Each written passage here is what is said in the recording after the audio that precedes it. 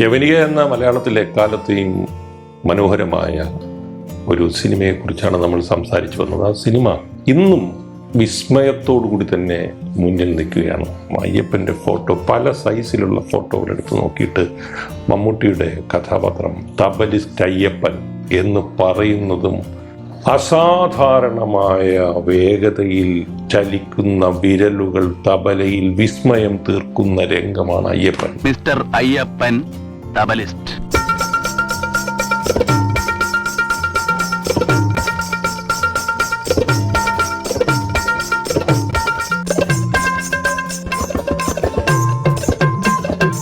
ഈ സിനിമയിൽ ഒരു സംശയമാണ്, ഒരു പിഴവ് ഉണ്ടെന്ന് ഒരു പക്ഷേ ആരും ഒരിടത്തും എഴുതിയെന്ന് ഞാൻ കണ്ടിട്ടില്ല. ഒരു പിഴവുണ്ടെന്ന് തോന്നുകയാണ്.